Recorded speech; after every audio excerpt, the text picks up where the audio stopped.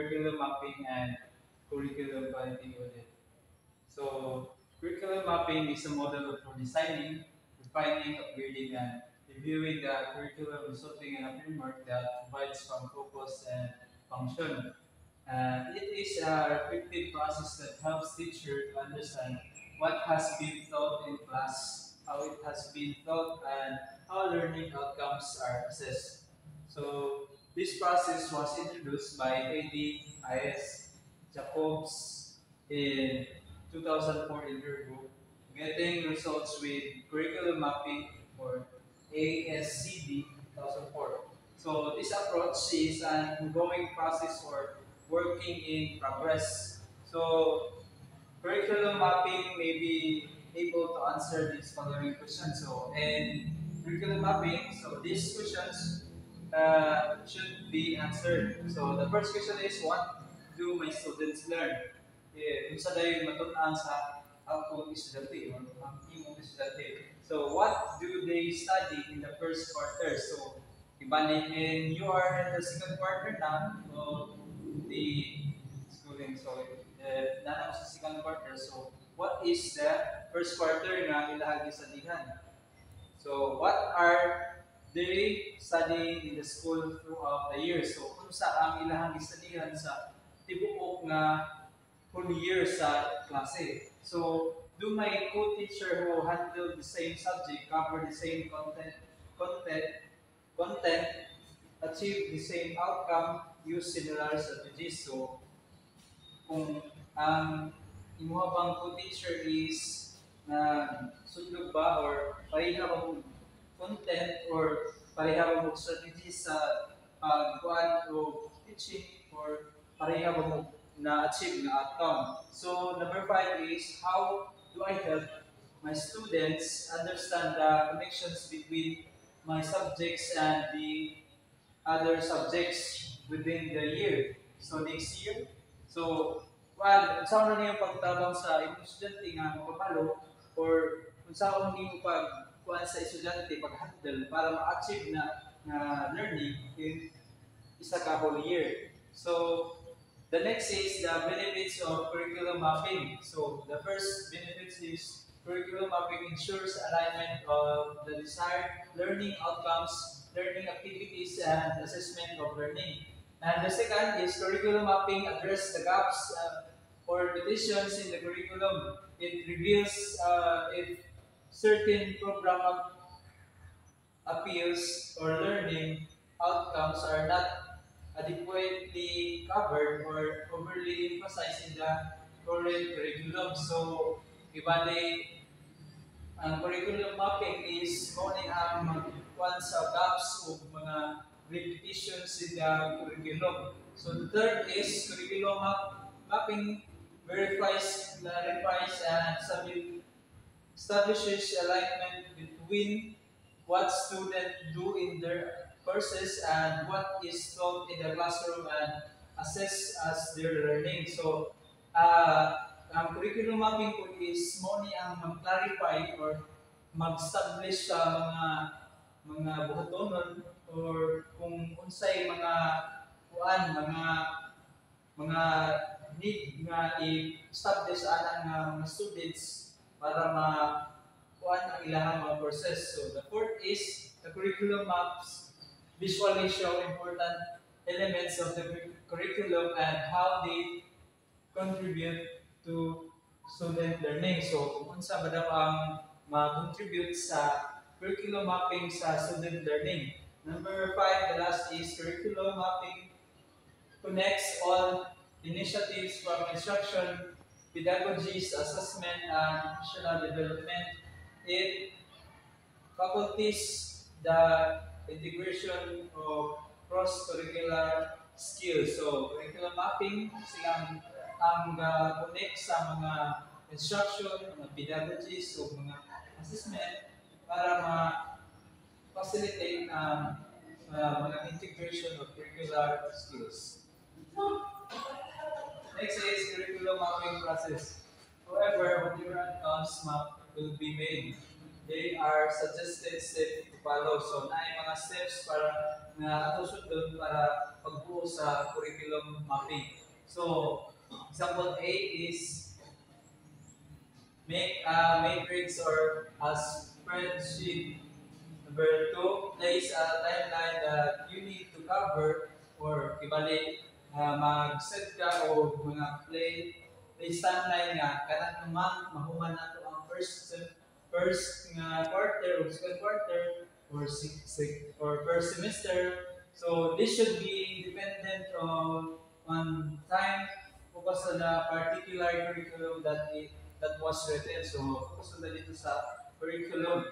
So third is enter the intended learning outcome skills needed to thought and achieve at the ends of the teaching. So kani ang mga ang natulungan steps is kung unsay mga intended nga mga steps para makuha nato ang outcomes o mga skills nga need nato itudlo sa mga bata. So fourth is enter in the same matrix the content areas, subject areas to be covered. So kung unsa man to yung nasugdan ng mga nga content is more ato yung i-continue or ibalik sa subject areas nimo is dapat katong subject area is mapadayon na. Tapos number 5, align and name its resource available such as textbooks, workbooks, module textbook, subject areas. So ato akong ikuan ang mga workbook or mga textbooks nga need na ito nga available. So 6 is enter the teaching learning methods to be focused on to achieve the outcome. So paano ta learning methods nga ato ang mafokusan para mag-achieve ta sa ato ang learning outcomes. So number 7 is align and enter the assessment procedure and tools to the intended learning outcomes, context areas, and resources. So mga dili is mga the assessment or mga procedure nga atong buhaton when teaching. So number 8 is circulate the map among all involved personnel for their inputs. So sa 8 is ato nang i-circulate, so ato nang i-continue ang mga or ato ang i-circulate ang mga i-convince atong mga include sa ato ang output. Number 9, the last one is revise and refine map based on suggestions and distribute to all concerned. So next is curriculum maps. So curriculum maps are visual, timeliness, and that outline desired learning outcomes to be achieved, content, skills and values, taught, instructional time assessment to be used, and the overall students' movements toward the attainment of the intended outcomes. So, curriculum maps is na siya timeliness or ibali nga dapat kana nga is kana nga month is humana to ang first semester or ana. So, dahil siya time limit. So, the example is, why is my friend's son studying decimals in Mr. Bernardo's class, and why my own son is not studying the same in Miss Julia's class when they are of the same grade level? Or why do some of my students recognize the parts of speech while others are totally lost? So, biniya is muna ang mga kibali mga muna yung mga first nga mga questions sa mga parents o mga ibali mga teachers, co-teachers kay ibali kung ang mga parents manggod is mangutana nga anong kana si kuan nga pareha naman sila og kuan pero lahi man og gitunan. So tingala ba ibali ang ang matag isa ka student is ay different nga mga mga mga need nga mahumad. So the alignment is a process that ensures coherence and consistency between the intended outcomes as specified in formal curriculum and classroom teaching methods, assessment, tasks, and learning activities. So, ang alignment is mo ang process para ma-ensure nato ang consistency between the intended outcomes as specified. So, kibali ato ang mga process kibali sa kuan nga makuha na to ang outcomes specific o formal and para makuha na to ang mga teaching methods, assessment, tasks, and learning activities. So the horizontal alignment, also called as pacing guide, will make all teachers teaching the same subject in grade level follow the same timeline and accomplishing the same learning outcomes. So, kaning horizontal alignment is mo ni ang kibali pacing guide o kibali guide sa tanan or kibali parihara o kibali when we say parihara sila level sa kibali pareha sa first year. So, kibali parihara sila og dapat ma-achieve or kibali parihara sila og learning outcomes. So, the vertical alignment will see to it that concept development, which may be hierarchy or an spiral forms, does not overlap, but building from simple to more complicated concepts and skills. So, vertical alignment is differential sa horizontal alignment. Kaya ang vertical alignment is kibali from simple to complicated siya. So, dili pareha sa horizontal alignment nga tanan is pareha. So dili is from simple to complicated concepts. So the example B of curriculum mapping process. So first is make a matrix or a spreadsheet. Pareha ito muna. So second is identify the degree or program outcome. So, for example, i-identify natin kung college, kung sa siya nga kuan sa college, kaya balik, kanidiya kahit example natin is college. So, kung sabi sa BSN or BEN, so, atong i-identify kung sa nga degree or program ang iyahang dapat ma-achieve. So, number 3 is identify the subjects or courses under the degree or kibali, kung i-identify ko nato kung sa nga subject, kibali, General Education or Gen Ed, Prof Ed, and major for BSEd. Diba? Para sa BSEd Mathematics, so na yung major subjects.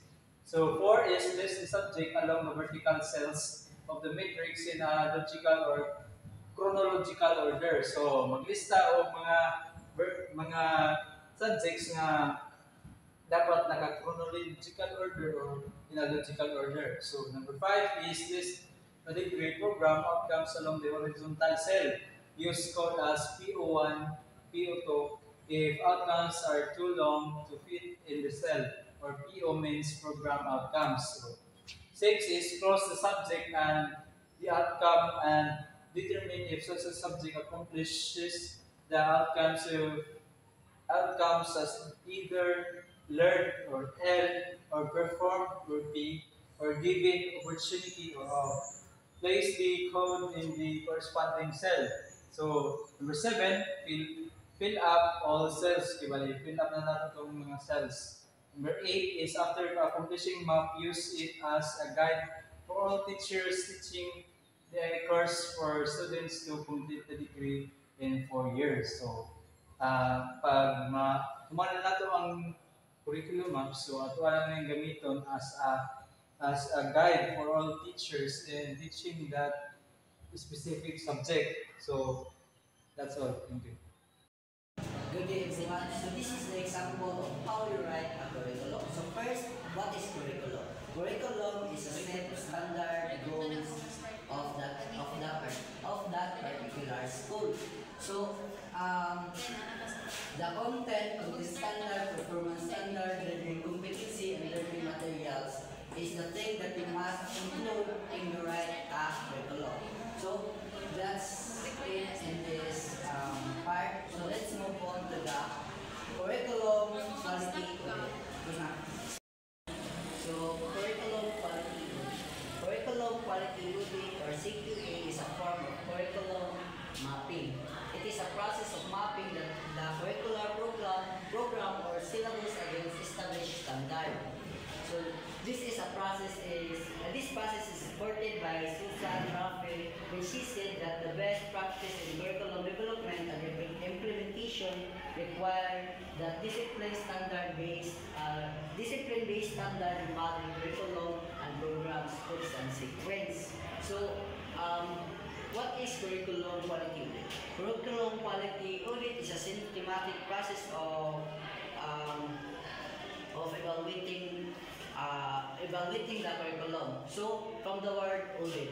So, it is a process of evaluating your curriculum, whether annually or Work. how many years you audit that curriculum to know the weaknesses and strength of that curriculum. So, there are word questions for those who want to engage in curriculum quality audit. First one is the curriculum plan. Is the curriculum plan executed and assessed in accordance with the appropriate standard? Two, how does school system conform to the standard of quality in instructional organization, like specificity, quality, and scope for teacher learning and assessment? For the last one is, are all student achievements success, quality, and effectively? If not, what can be done about it? So, these three questions is a word questions for those who want to engage in curriculum quality audit.